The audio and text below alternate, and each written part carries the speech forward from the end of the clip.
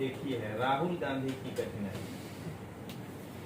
अब यहां जो भी बताएंगे वो आपको एक भी पॉलिटिकल बात नहीं बताएंगे, आपको टोटल बताने जा रहे हैं कि आपको मई में अगर दर्शन हो गया पेपर में तो क्या क्या चीज हो सकता है। ठीक ना, इसको ऐसे देखिए, खाली बस बोरिंग नहीं हो इसलिए नाम लेंगे, वो बात अलग है। सबसे पहली बात कि राहुल गांधी जो बोला उससे ज्यादा तो हम बोले अपने यूट्यूब में और फेसबुक में। हमको क्या कहते हैं, काहे नहीं हुआ। वाणी की स्वतंत्रता है, शुरू यहां से करना है, ठीक है। वाणी की स्वतंत्रता है तो 19(2) को भी ध्यान में रखना। सबसे पहली बात कि आप मेरे भाषणों को देखिएगा, 3 चीज पे केंद्रित होता है। शुरुआत यहां से करिएगा कि राहुल गांधी क्या गलती किया जो उसके ऊपर पहले ये केस हुआ संवैधानिक रूप से। मेरा जो है भाषण केंद्रित होता है तो कभी पार्टी बोलते हैं कि आम आदमी पार्टी के लुक्खो, खराब शब्द बोले हैं लेकिन हमने इंडिविजुअल को लुक्खा नहीं कहा, समझ गए। हम जब भी बोले तो क्या देखे, सूरत में आम आदमी पार्टी का कोई कार्यकर्ता नहीं है, लुक्खा है।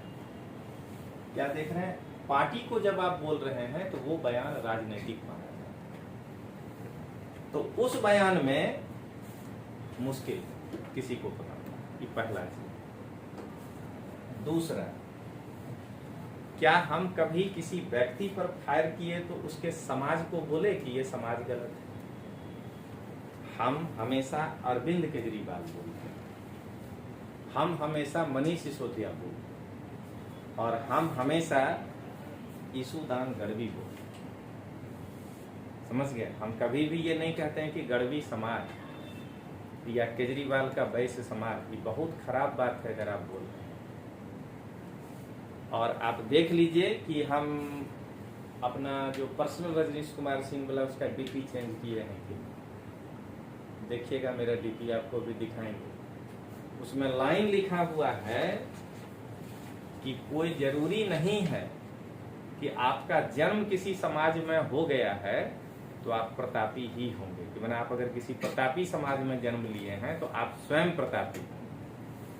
ये भी कोई जरूरी नहीं है कि आपका जन्म अगर सामाजिक रूप से प्रतापी समाज में नहीं हुआ है, नाम अगर मान लीजिए उनको दबा दिया गया है तो आप प्रतापी नहीं हो सकते।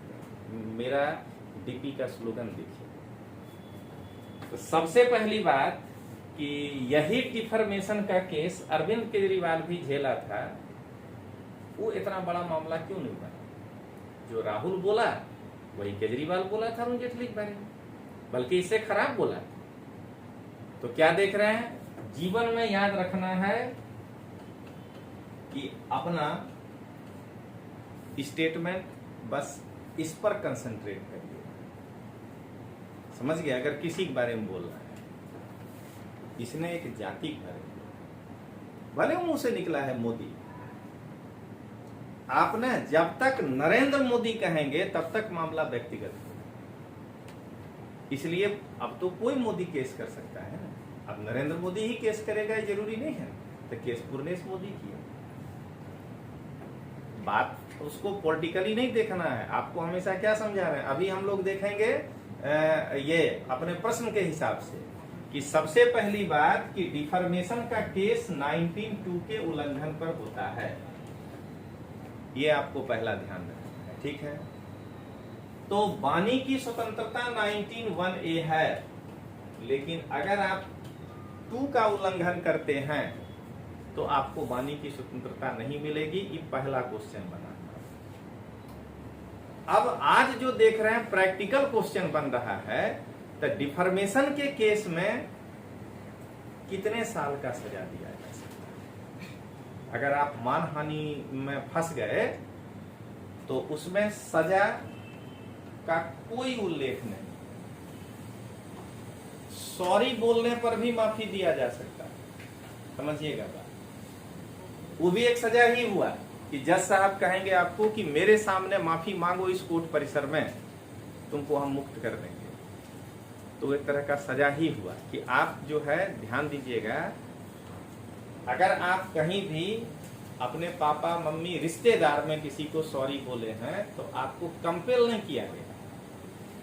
उस समय आप भवावेश में बोल गए थे उनको, बाद में आपको अकेले में ग्लानि फीलिंग हुआ कि हम बड़ा आदमी को ऐसा बोल दिए अपने परिवार के, हमको जाके माफी मांगना चाहिए। लेकिन यहाँ क्या हुआ कि आपको कोर्ट कानूनी रूप से कंपेल कर रहा है, तो वो एक तरह का दंड ही हुआ कि आपको ना चाहते हुए भी माफी मांगना होगा। डिफॉर्मेशन के केस में पहला चीज ध्यान रखना है, माफी से लेकर के आपको जो है अधिकतम 2 साल की सजा हो सकती है। एक हुआ। दूसरा, डिफॉर्मेशन का केस 2 होता है। केजरीवाल को सजा इसलिए नहीं हुआ। एक होता है क्रिमिनल डिफॉर्मेशन, एक होता है आर्थिक डिफॉर्मेशन। आर्थिक डिफॉर्मेशन का मतलब ये हुआ कि आप फेसबुक पर मेरे क्लास के बारे में इतना उटपटांग लिख दिए कि मेरा जो है एडमिशन कम हो गया, तो आपको जेल नहीं होगा।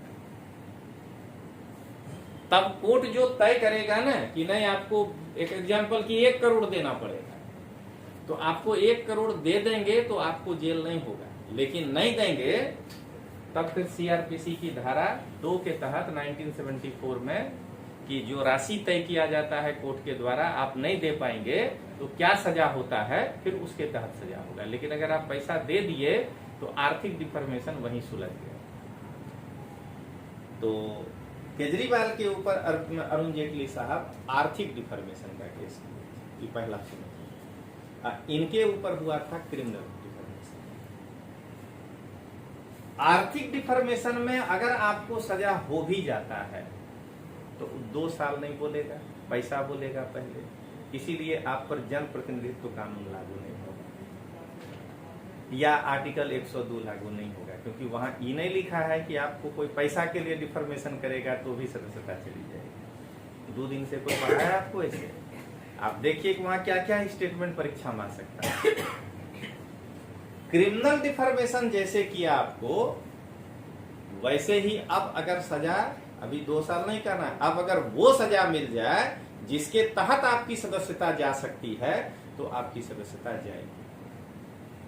तो यहां पर क्या हुआ, गुरनेश मोदी इनके ऊपर क्रिमिनल डिफॉर्मेशन किया। तो दूसरा स्टेप समझ में आ गया कि पहला है कि बोलते समय आपको ध्यान रखना है कि किसी समाज, किसी धर्म, इसके बारे में नहीं बोलना है। ध्यान रखना है, उछल के अभी किसी दूसरे धर्म के बारे में भी नहीं बोल देना है।